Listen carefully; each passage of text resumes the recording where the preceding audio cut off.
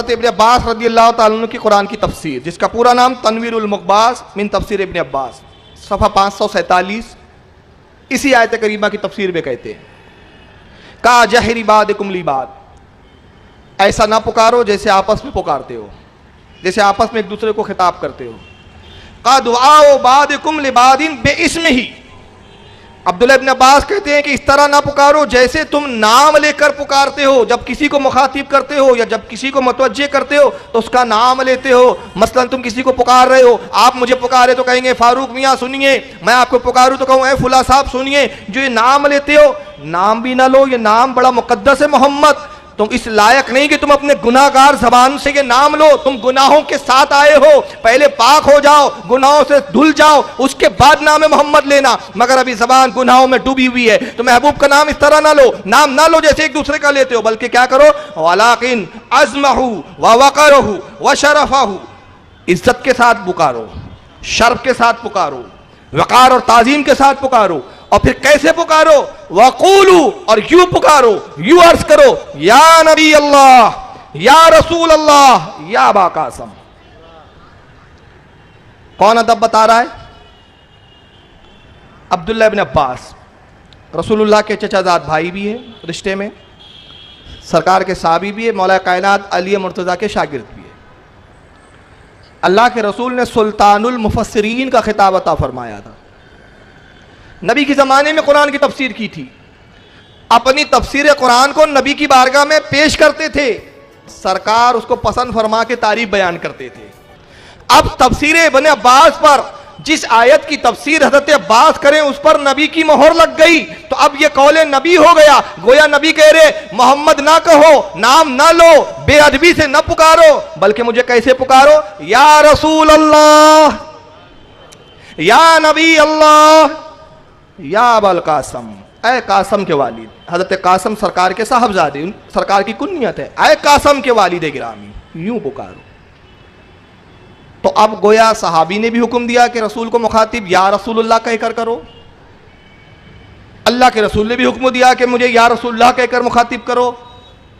मगर बड़े ताज्जुब की बात है, एक अजीब जमात पैदा हुई इस जमाने में, उन्होंने कहा या रसूलुल्लाह कहना ही शिरक है। अल्लाह का रसूल और कोई सहाबी से यह तवक्के की जा सकती है माज़अल्लाह कि वो शिरक का हुक्म देंगे? अगर सहाबी ही शिरक की तरफ बुलाए तो सहाबी नहीं हो सकता, वो मुशरिक है फिर, और मुशरिक सहाबी नहीं हो सकता। अगर रसूल ही शिरक का हुक्म दे तो फिर वो रसूल कहाँ रहे? मगर आइए, इनके नज़दीक ये शिरक। नाज़रीन इकराम, अगली वीडियो देखने से पहले इकरामुल हक चैनल सब्सक्राइब करें और बेल का आइकन भी प्रेस कर दें ताकि हमारा हर आने वाला नोटिफिकेशन आपको मिलता रहे। चलिए अगली वीडियो शुरू करते हैं। शिरक है। मौलवी तौसीफुर रहमान साहब सऊदीया के आलिम को जरा सुन लें आप पहले। दुआ इबादत है, या अल्लाह मदद अल्लाह की इबादत है, और या गौस मदद गौस की इबादत है, अब्दुल कादिर जिलानी की इबादत है, या अली मदद अली की इबादत है, या रसूलुल्लाह मदद मोहम्मद करीम की इबादत है। दुआ तौसीफुर रहमान साहब कहते हैं या अल्लाह मदद अल्लाह की इबादत है, या रसूलुल्लाह मदद रसूल की इबादत है, या गौस मदद गौसे आजम की इबादत है। यानी मदद कहना या के साथ। अब अगर किसी ने कहा अरे मेरे बाप मेरी मदद करो, इबादत हो गई बाप की इनके हिसाब से। अम्मी जान मैं गिर रहा हूं, ए अम्मी मेरी मदद करो, इनके हिसाब से इबादत हो गई। अजीब शिर्क की तारीफ निकाली है इन्होंने। और ये एक नए है साहब अभी पंछी, इनका मैं नाम है doctor Philips, Bilal Philips, doctor नहीं है, बिलाल फिलिप्स नाम है इनको शायद नहीं देखा होगा, इंग्लिश में स्पीच करते हैं ये। आजकल ऐसे लोग जो है नेटों पर दीन के ठेकेदार बन गए हैं, जिनको ना शिर्क की तारीफ मालूम, ना बिदत की तारीफ मालूम, ना बिदत की किस्में जानते हैं, ना इस्तिलाह शरीयत से वाकिफ़ है, ना शरा के अहकामात के अक़साम से वाकिफ़ है। हाल यह है कि जो मुंह में आया खुद की तबीयत खुद की शरीयत, जो मुंह से निकला वही इनकी शरीयत होती है। बिलाल फिलिप्स साहब इंग्लिश में स्पीच देते हैं, मैं ट्रांसलेशन बताऊंगा, जो अंग्रेजी समझते हैं वो तो सुन के समझ जाएंगे। आइए सुनिए क्या कहते हैं। Calling, we say Ya Allah. If you say Ya Rasulullah, you're involved in worshipping the Prophet Muhammad sallallahu alaihi wasallam. That's why in the masjids where you see people like to put up these plates, ornate plates, it says, Ya Allah, Ya Rasulullah. This is wrong. Bilal Phyllis साहब कहते हैं, छయ్యా अजीब बात है, सारी दुनिया को मुशरिक मुशरिक कहते हैं और खुद का नाम मुशरिकों की तरह रखा है। बिलाल तो ठीक है, फिलिप्स किसका नाम होता है? गौर करें आप, अभी तक अपना नाम नहीं बदले, शिरकिया नाम। पता नहीं ईसाई से इस्लाम हुए या इनका नाम क्या, अल्लाह जाने, ऐसा ही है पहले से। बहरहाल नाम फिलिप्स है। कहते हैं कॉलिंग, अगर ये पुकारता है कोई, वी से या अल्लाह, हम कहते हैं या अल्लाह, हम तो अल्लाह को यूं पुकारते या अल्लाह।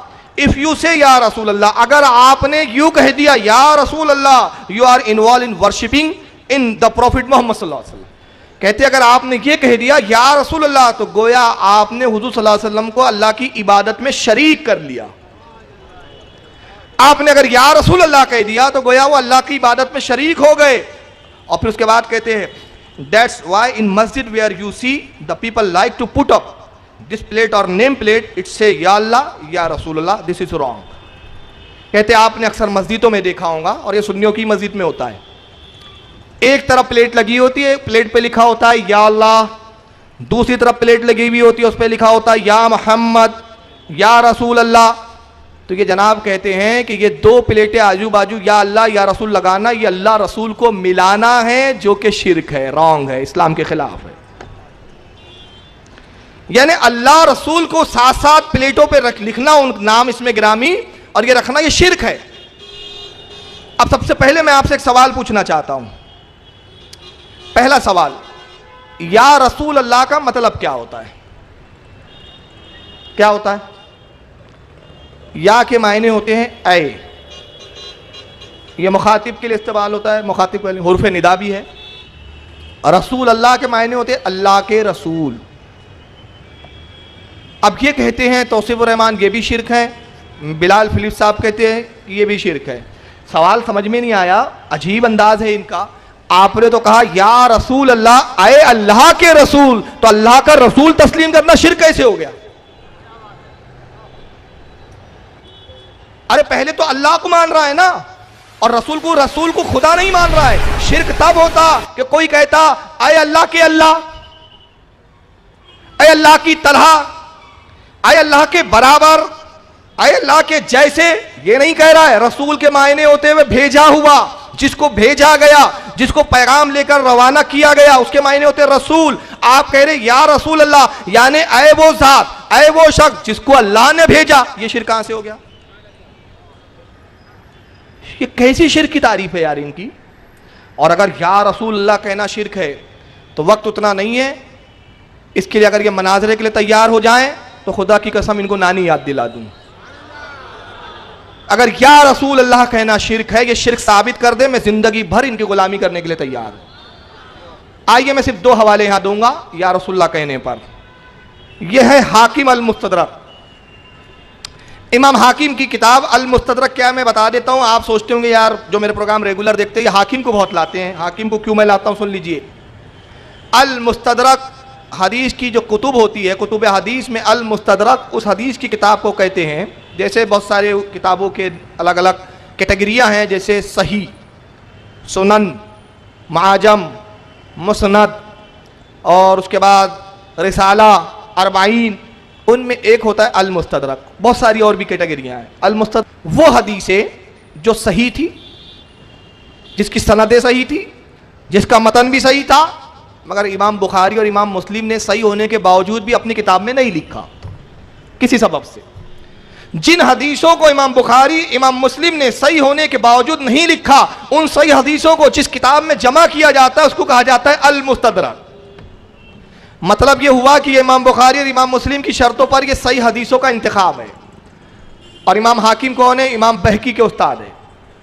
और इमाम बहकी वो है जिनके बारे में कहा जाता है कि मसलक शाफी पर, बल्कि उलमा ने यहाँ तक कहा कि अगर इमाम शाफी की गर्दन पर किसी का एहसान है तो वो इमाम बहकी है। अगर इमाम बहकी ना होते तो शाफी मसलक रूबे ज़मीन से ख़त्म हो जाता। उन्होंने उसको इतना परवान चढ़ाया। उनके उस्ताद इमाम हाकिम। हाकिम अल मुस्तदरक की हदीस नंबर 1961, जिल्द नंबर 1 है, सफ़ा नंबर 708। इमाम हाकिम ने पूरी सनद बयान की, मैं वक्त की किल्लत के सबब सनद को छोड़ रहा हूँ क्योंकि हदीस सही है सनद के एतबार से, इसलिए सनद पढ़ना इतना अहम नहीं है। अन उस्मान इब्न हुनैफ रदियल्लाहु ताला, वो कहते हैं उस्मान इब्न हुनैफ रदियल्लाहु ताला से रिवायत है, अन्ना रजूलन दरीरल बसराती नबी सल्लल्लाहु अलैहि वसल्लम, वो कहते हैं रसूलुल्लाह सल्लल्लाहु अलैहि वसल्लम के पास एक नाबीना शख्स आए जिनकी आंखें मादरजात नाबीना थे, आंखें नहीं थी। सरकार की खिदमत में उस्मान इब्न हुनैफ रदियल्लाहु ताला अन्हु कहते हैं कि एक नाबीना शख्स आए, फ़क़ालतुल्लाहि ताला अन युआफ़ियनी, उन्होंने अर्ज़ किया अल्लाह के नबी अल्लाह से दुआ कीजिए ताकि अल्लाह मुझे बीना कर दे। अब हदीस पे गौर करें, वो रसूल से कह रहे हैं अल्लाह के नबी आप मेरे हक में मेरे लिए दुआ कीजिए, और दुआ क्या कीजिए अल्लाह के रसूल कि अल्लाह मेरी आंखें लौटा दे, हैं मादरजाद नाबीना। मगर अकीदा देखे उस साहबी का, वो जानते हैं कि नबी को ये इख्तियार है, इनकी दुआ रद्द नहीं हो सकती, ये दुआ करें तो मादरजाद नाबीना भी बीना हो सकते हैं। तो कहते या रसूलल्लाह आप दुआ कीजिए, आप मेरे हक में दुआ फरमाइए, और आप दुआ कर देंगे तो अन युआफियानी, तो मुझे इससे आफियत मिल जाएंगी, मैं बीना हो जाऊंगा। तो अल्लाह के नबी ने क्या करना चाहिए था, हाथ उठाते दुआ करते मौला इसकी आंखों को अच्छा कर दे। मगर अल्लाह के नबी अकीदा देते हैं, काल सरकार ने इरशाद फरमाया इनशीता अखर्रतु ज़ालिका व अनशीता दाऊद, ऐ मेरे साहबी अगर तू चाहे तो इसके बाद आखिरत की कामयाबी ले ले, नाबीना होने पर अगर तू राजी रहे तो इसके बस क्या ले, आखिरत की कामयाबी, और अगर तू चाहे तो मैं तेरे लिए दुआ करूं। दो चॉइस रख दी। इस पर एक बड़ी प्यारी बात याद आ रही है क्योंकि मेरे सेशन में नहीं है, लेकिन मैं सुना देता हूं। एक साहब ये रसूल है, जंगे ओहद या बद्र में उनका हाथ कट गया, शहीद हो गए, हाथ जालिम ने तलवार मारी, हाथ कट गया। देखो साहबी का नाम इस वक्त जहन में नहीं आ रहा, बड़े मशहूर साहबी है, उलमा में से किसी को याद हो तो बता दें। वो सरकार की बारगाह में अपना कटा हुआ हाथ लेकर आते हैं, अर्ज करते या रसूलल्लाह ये हाथ कट गया है मेरा, नहीं माफ कीजिएगा आंख को तीर लगा। साद बिन उबादा है गालिबन, मुझे नाम अभी साहबी का याद नहीं आ रहा, लेकिन ये सहीउल इस्नाद हदीस है। साद भी नहीं है जी, माशाल्लाह। चलिए साद बिन उबादा, तीर सनसनाता हुआ आया, आंख को छेदते हुए निकला, आंख का ये जो हल्का है ना ये हमारा, ये गिर गया, एक नस से लटक रहा है। साद बिन उबादा ने उस आंख को तोड़ लिया, जो नस लटक रही थी उसको तोड़ दिया खींच के, हाथ में आंख रखी हुई है हथेली में। सरकार की खिदमत में हाजिर होते, या अर्ज करते या रसूलल्लाह ये आंख दुरुस्त फरमा दीजिए। नबी ने कहना सिविल सर्जन हूं, ऑपरेशन करूं, कितनी देर हो गई है इस आंख को निकले हुए, मैं तो मजबूर हूं, बेबस हूं। सरकार क्या फरमाते हैं, आए उबादा, ऐ साथ अगर तू चाहे तो एक आंख से नाबीना होने को कबूल कर ले और इसके बाद मुझसे जन्नत ले ले, इसके बाद जन्नत ले। साहबी थे, वहाबी नहीं थे।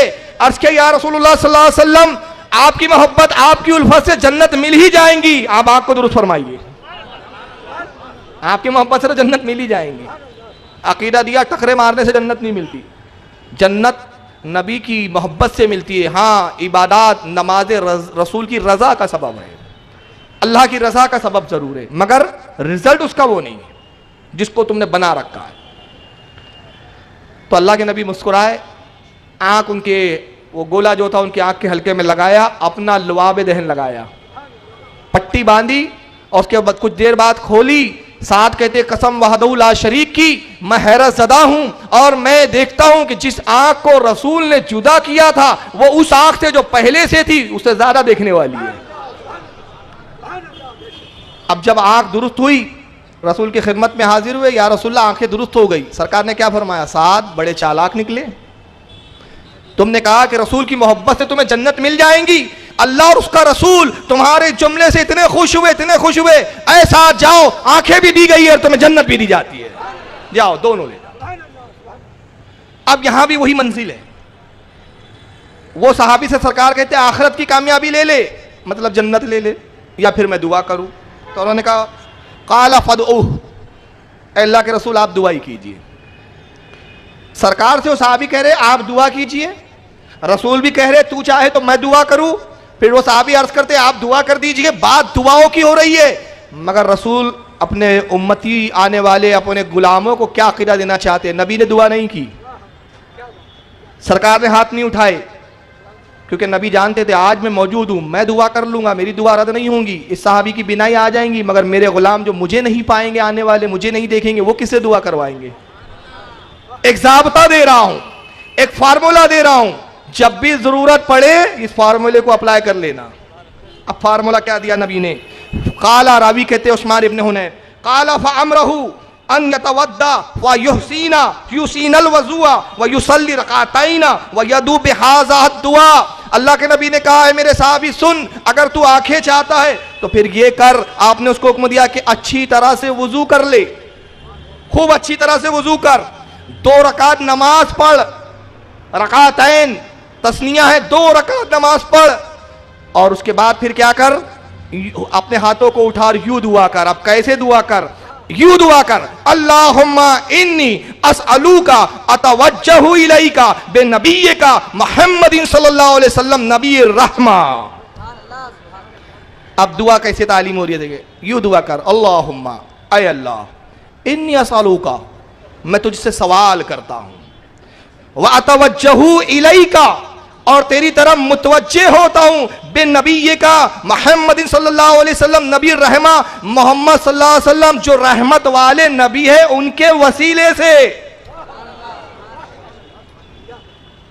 अभी तो एक दुआ का हिस्सा सुना है आपने। सरकार कौन तालीम कर रहा है ये दुआ? साहबी नहीं, खुद रसूल। तू मांग, मैं दुआ करूंगा, बिनाई आ जाएंगी। मुझे तो कयामत तक के लोगों के लिए फार्मूला देना है ना, मैं फार्मूला देता हूं। तू यूं दुआ कर, अल्लाह मैं तुझसे सवाल करता हूं, तेरे नबी के वसीले से तेरी तरफ मुतवज्जे होता हूं। ये तो अब अल्लाह की तरफ तवज्जे हुई। अब दूसरा जुमला सुने हदीस का, या मोहम्मदो, फिर मुझे निदा कर, मुझे पुकार, ए मोहम्मद।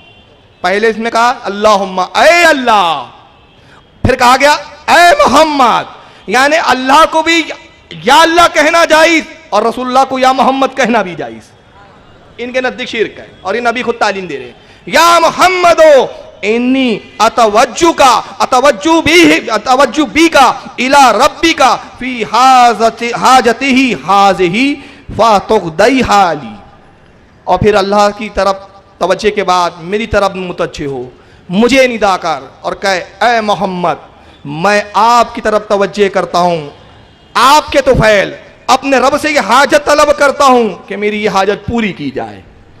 यानी कहा क्या, आय अल्लाह मैं तेरे नबी का वसीला पेश करता हूं और अल्लाह के रसूल मैं आपके वसीले से, अल्लाह के नबी मैं आपका वसीला रब की बारगाह में पेश कर रहा हूं। बस इसी को इमाम अहमद रजा ने एक अशार में सजरे में ढाल दिया और लोगों ने कहा ये तो शिर्क है। मैंने कहा शिर्क नहीं है, ये हदीस की तर्जमानी है, तुम्हें हदीस नहीं मालूम, तुम पता नहीं कैसे अहले हदीस हो। मैं तो कहता हूं हदाय बख्शिश का शेर तुम पढ़ो, हदीस मैं सुनाऊंगा, ना सुनाऊं तो हदाय बख्शिश पढ़ना छोड़ देना। इसी बात को आला हज़रत ने क्या यूं कहते, या इलाही रहम फरमा मुस्तफा के वास्ते, या रसूल अल्लाह करम कीजिए खुदा के वास्ते। यह है वो अल्लाह की तरफ नबी का वसीला और नबी की बारगाह में खुदा का वास्ता। और उसके बाद कहा अल्लाहुम्मा शफ़ीहु फी शफ़ीनी फी, और फिर यूं कहे आय अल्लाह मेरे हक में मोहम्मद सल्लल्लाहु अलैहि वसल्लम की सिफारिश को, इनकी शफाअत को कबूल फरमा। इस हदीस को भी हाकिम के हवाले से बता रहा हूँ आपको। इसी हदीस को मुस्नद अहमद में इमाम अहमद इब्न हम्बल ने भी लिखा, इमाम तबरानी ने भी लिखा। ये दोनों मुस्नद अहमद में, इमाम तबरानी माजमुल कबीर में दोनों लिखते हैं कि हज़रत उस्मान इब्न हुनैफ कहते हैं कि वो गए, वुज़ू किया, नमाज पढ़ी, दुआ की, हाथ फेरे और जब उठकर आए तो ऐसे बीना थे जैसे कभी नाबीना थे ही नहीं। इसमें या मोहम्मद आया कि नहीं आया? नबी से हाजत भी आई, मगर तौसीफुर रहमान या रसूलुल्लाह कहना इबादत है तो रसूलुल्लाह ने अपनी इबादत का हुक्म दिया। डॉक्टर जनाब फिलिप्स साहब के नज़दीक, डॉक्टर बिलाल फिलिप्स के नज़दीक या रसूलुल्लाह कहना शिर्क है, रसूलुल्लाह ने शिर्क का हुक्म दिया। आइए इसको इमाम हाकिम ने क्या कहा, उसके बाद कहा कि ये मुस्लिम की शर्त पर इसकी सनद सही है। इसी हदीस को इमाम तिरमिजी ने भी लिखा, जामे तिरमिजी के अंदर, जो सियासित्ता की किताब में शामिल है। इमाम तिरमिजी जिल्द नंबर 2 हदीस नंबर 3578 पे लिखते हैं और कहते हैं हसनुन, ये हदीस की सनद सही हसन है, ये हसन हदीस है। इमाम इब्ने माजा ने भी इस हदीस को लिखा, ये भी सियासित्ता में शामिल है। जिल्द नंबर 1 किताबुस सलात हदीस नंबर 1385 और कहा यह हदीस हसन है। सही इब्ने खुज़ैमा में इमाम इब्ने अबी खुज़ैमा ने भी इसको लिखा हदीस नंबर 1219 के तहत। मुस्नद अहमद में इमाम अहमद इब्ने हंबल ने जिल्द नंबर 4 सफ़ा 138 हदीस नंबर 16790। इमाम बहकी ने दलाइलुन नबुव्वत के अंदर जिल्द 6 सफ़ा 166 पर भी लिखा। इमाम नवी ने किताबुल अस्कार सफ़ा 83 पर लिखा। इमाम समहूदी ने वफ़ाउल वफ़ा के अंदर जिल्द 4 सफ़ा 1372 पर, और गैर मुक़ल्लिदीन के बड़े मोतमद अल्लामा हैं जिनका नाम है शौकानी। अल्लामा शौकानी अपनी किताब तोहफ़तुज़ ज़ाकिरीन सफ़ा 194 पर लिखते हैं। हत्ता कि इनके बहुत बड़े पेशवा इब्ने तैमिया ने भी किताबुल वसीला में भी हदीस को लिखा, सब ने लिखा। आइए अब एक बड़ी प्यारी हदीस सुना रहा हूँ, फिर हम गुफ्तगू को आगे बढ़ाएंगे शॉर्टकट। यह है अदबुल मुफर्रद, इमाम बुखारी की किताब है हदीस की। आपने अब तक बुखारी ही सुना होगा, इमाम बुखारी ने इसके अलावा भी बहुत सी किताबें लिखी है। तारीख़ुल कबीर उनकी किताब बड़ी मशहूर है। अदबुल मुफर्रद आदाब पर बड़ी सबसे मशहूर मारकतुल आरा किताब है, हर ज़माने में पढ़ी पढ़ाई गई। कमाल तो यह है कि अब्दुल्ला बिन बास के मकतब से छपी है। अब्दुल्ला बिन बास कौन? सऊदी अरबिया के मुफ्ती आज़म रह चुके हैं, नाबीना थे दोनों आँखों से, उसी हालत में इंतकाल कर गए। काश वसीले के कायल होते और रसूल की वसीले से मांगते तो शायद बीनाई मिल जाती, मगर कायल नहीं थे तो आखिरी तक नाबीना रहे, नाबीना ही की हालत में चले गए। अदबुल मुफर्रद इमाम बुखारी की किताब, इसका सफ़ा नंबर 217 सऊदिया से छपी हुई है और हदीस नंबर 990। इमाम बुखारी ने एक बाब कायम किया, बाब का नाम मा यक़ूलु रजुलुन इज़ा खदिरत रजुलुहु। तर्जमा यह होता मा तक़ूलु, क्या कहे वो शख्स, मा यक़ूलु रजुलुन, क्या कहे वो शख्स, इज़ा खदिरत रजुलुहु, जिस शख्स का पैर सुन हो जाए। मैं बहुत सारे प्रोग्राम में बता चुका हूँ, नए लोग होंगे तो फिर सुन ले। बाब हदीस का हिस्सा नहीं होता, बाब मुहद्दिस का अकीदा होता है। बाब यानी हेडिंग। हदीस तो वहाँ से शुरू होंगी जहाँ से वो कहेंगे काला रसूलुल्लाह या काला फुला साहबी। हदसना से जो शीश शुरू होंगी वो सनद है हदीस की। बाब मुहद्दिस का अकीदा है, मुहद्दिस अपने अकीदे के तहत बाब नकल करता के तहत हदीस लाता। इमाम बुखारी अपना अकीदा लिख रहे हैं, मेरा अकीदा क्या है, मैं टन टनाटन कट्टर बरेलवी हूँ। इंशाअल्लाह अल्लाह ने मौका दिया तो एक प्रोग्राम ऐसा भी लूँगा मैं, और एक दिन का प्रोग्राम नहीं है, उसके लिए कई नशिस्तें चाहिए। इमाम बुखारी बरेलवी, सिर्फ बुखारी शरीफ से मैं बताऊंगा कि वो सारे अकायद जो आला हज़रत बयान किए वो इमाम बुखारी 1300 साल पहले बयान कर चुके हैं। एक भी अकीदा हमारा बुखारी मुस्लिम के खिलाफ नहीं है। इमाम बुखारी अकीदा बताते, मेरा अकीदा क्या है, मेरा अकीदा यह है, क्या करे वो शख्स जिसका पैर सुन हो जाए, चल ना सके, उठ ना सके, बैठ ना सके, पैर सुन हो गया, सुई चुबाओ तो असर नहीं, मारो पैर पर तो असरात जाहिर नहीं होते, न तकलीफ का एहसास, न दर्द का एहसास, किसी तरह का एहसास नहीं, पैर सुन हो गया जिसका, वो क्या करे शख्स। कहते आओ मैं इलाज बताता हूँ। क्या करे वो शख्स, इलाज क्या करे, हॉस्पिटल नहीं जाए, डॉक्टर के पास ना जाए, अब इलाज बताते। हदसना अबू नुआइम काल, कहते हदीस बयान की हमसे इमाम अबू नुआइम ने, और कहते हैं हदसना सुफियाना अन अबी साकिन, और वो कहते हैं कि हमने हदीस सुनी सुफियान इब्ने अबी इसाक से, अन अब्दुर्रहमान इब्ने सादिन काल, और कहते हैं उन्होंने रिवायत किया अब्दुर्रहमान बिन साद रदियल्लाहु ताला अन्हु से, वो कहते हैं, क्या कहते हैं, खदीरत रजूलुन इब्ने उमरा, कहते हैं कि हज़रत अब्दुल्ला इब्ने उमर रदियल्लाहु ताला अन्हु जो साहब ये रसूल है, और हज़रत फ़ारूक आज़म हज़रत उमर इब्ने ख़त्ताब रदियल्लाहु ताला अन्हु के साहबजादे, जलील क़द्र साहबजादे, जलील क़द्र साहबी खुद हैं, उनका पैर सुन हो गया अब्दुल्ला इब्ने उमर का। बहुत इलाज कराया, कोई फ़ायदा नहीं, चल नहीं सकते थे, पैर उठा नहीं सकते थे, पैर का एहसास ख़त्म हो चुका है। खुदीरत रजूलुन इब्ने उमरा क़ाल लहू रजूलुन, एक शख्स हज़रत अब्दुल्ला इब्ने उमर के पास आया, आने वाले भी सहाबी, एक सहाबी दूसरे सहाबी के पास आ रहे हैं और कहते हैं क्या करो, उसकुर अहब्बन नास इलैका, इसका इलाज ये है, इस पैर को अगर तुम दुरुस्त करना चाहते हो तो आए अब्दुल्ला सुनो, इसका इलाज ये है कि उसको याद कीजिए, उसको निदा कीजिए, उसको पुकारिए जिससे आप सबसे ज्यादा मोहब्बत करते हैं। अहब्बन नास, लोगों में सबसे ज्यादा जो आपको महबूब हो, लोगों में जिससे सबसे ज्यादा आपको मोहब्बत और उल्फत हो, उसको पुकारिए, निदा कीजिए। यह हदीस कब की है, सरकार का विसाल हुए एक जमाना हो चुका है। उन्होंने क्या पुकारा? फ़क़ाला या मोहम्मद, उन्होंने पुकारा ए मोहम्मद। ये हुर्फे निदा इस्तिगासा के लिए था। या मोहम्मदो, क्या मतलब? ए मोहम्मद सल्लल्लाहु अलैहि वसल्लम मेरी मदद फरमाइए। रावी हदीस कहते इमाम बुखारी ने तो अदबुल मुफर्रद में यहीं तक लिखा, लेकिन इस हदीस को और भी लोगों ने लिखा, जैसे इमाम नववी ने अल-अस्कार में, इमाम मुंजरी ने अत-तरगीब व तरहीब के अंदर ये बयान करते हैं कि उन्होंने या मोहम्मद जैसे ही पुकारा उनका पैर ऐसे हरकत में आने लगा जैसे कभी सुन हुआ ही नहीं था। या मोहम्मद कहना अगर शिरक है तो अब्दुल्ला इब्न उमर रदी अल्लाह ताला अन्हु मुशरिक हो गए। अब अलबानी साहब कहते ये हदीस ज़ईफ़ है, आज के अलबानी। इस पर मौका नहीं है कि मैं गुफ्तगू करूँ। का एक रावी अबू सुफियान मुदल्लिस है, ये बहुत इल्मी गुफ्तगू है, वक्त भी नहीं इजाज़त दे रहा। इनमें अगर जोश व खरोश हो, सलाहियत हो तो मनाज़रे में बैठो, फिर वहाँ सब तदलीस क्या होता है और मुदल्लिस क्या होता है वहीं इनसे समझ लेंगे। फिलहाल मैं अभी इतना बता दूँ, अत-तरगीब व तरहीब में इमाम मुंजरी ने हदीस को लिखा और कहा वल हदीसुन सहीहुन, यह हदीस सही है। इमाम मुंजरी फरमाते यह हदीस सही है। इमाम नववी ने भी अल-अस्कार में लिखा इसको सफ़ा 271 पर।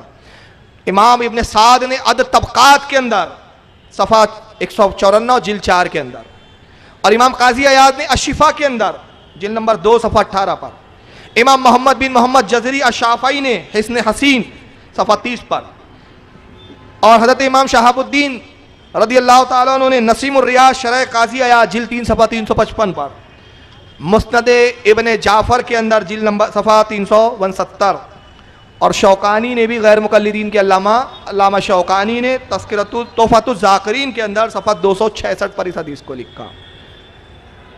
आइए अब जरा इनको एक बार फिर सुने।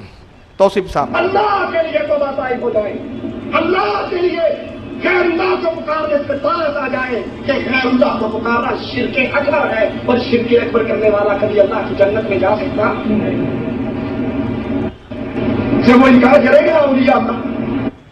तौसीफ रहमान अपील कर रहे हैं अल्लाह के लिए अपने बातिल अकीदे से बाज आ जाए, अल्लाह के लिए तौहीद को समझ लें, अल्लाह के लिए गैरुल्लाह को पुकारना बंद करें कि गैरुल्लाह को पुकारने वाला मुशरिक है और मुशरिक जहन्नमी है।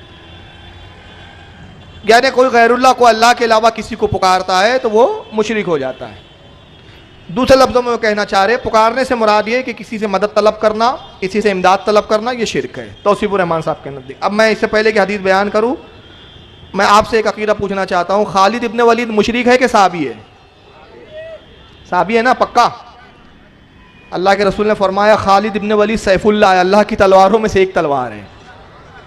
इतने जिहाद किए खालिद इब्न वलीद रदी अल्लाह ताला अन्हु ने, इतने जिहाद किए और इतने ज़ख्म खाए इस्लाम की खातिर कि जब आपका विसाल हुआ तो उलमा और साहबा बयान करते हैं कि गुस्ल के लिए लाया गया, जब आपका कुर्ता उतारा गया तो जिस्म का कोई ऐसा हिस्सा नहीं था जहां तलवार, नेज़े और भालों के निशान ना हो। इतने जख्म खाए थे इस्लाम के।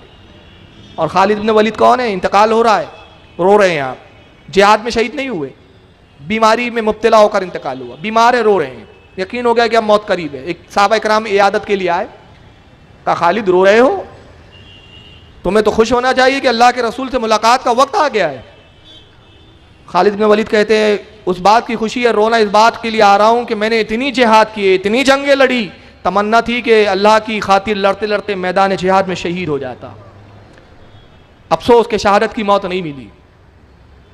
अल्लाह की राह में शहीद होता तो मुझे खुशी होती।